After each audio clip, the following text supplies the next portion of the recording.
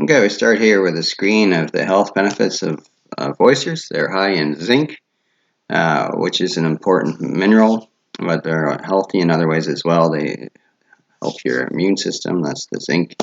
Um, they inhibit viruses, critical to male sex hormone and prostate function.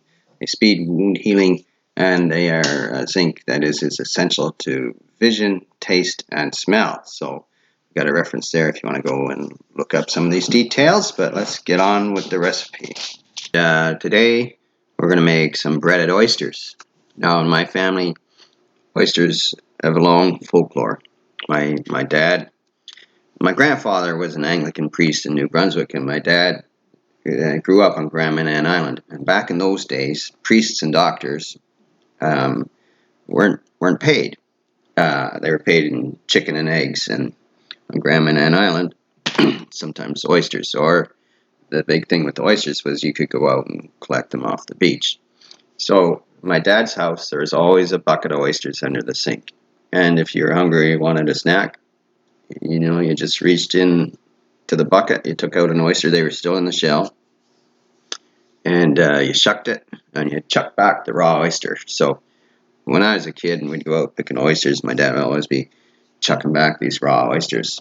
And my buddy Scott Thompson and I, one day we thought, we grew up in Comox, and we went to Comox Elementary, which is about 3 blocks from the beach, and it was downhill from the school to the beach. So the bell went at 2:30, and at 2:35 we were on the beach. And one day there at the beach in Comox Harbor, Scott and I thought, well, as young kids do, we were 10, 11 years old. Um, let's try out some raw oysters. So we had some raw oysters off the beach of Comox Harbor. And of course, this is in the 70s. Pollution was a lot worse. There were less regulations. We didn't have a sewer plant, and there was a sewer pond which drained into the harbor. We didn't know any of these things, but anyway, so we chucked back a couple of raw oysters, which tasted terrible, and then we were so sick the next day. I probably didn't eat oysters for 10 years. So anyway, on with the recipe. So here in the screen, you'll see we got everything ready.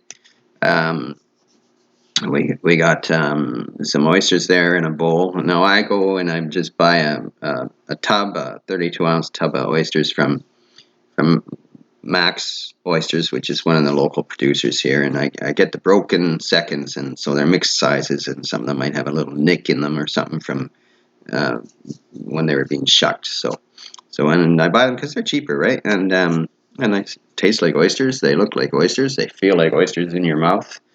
So anyway, so we got a bowl of oysters there. We got an egg wash, which just scramble an egg and maybe dilute it with a little bit of milk or water if you like. And then we got the breading there, or what I call the breading. And all I'm using here is I just got flour with some salt and some pepper in there.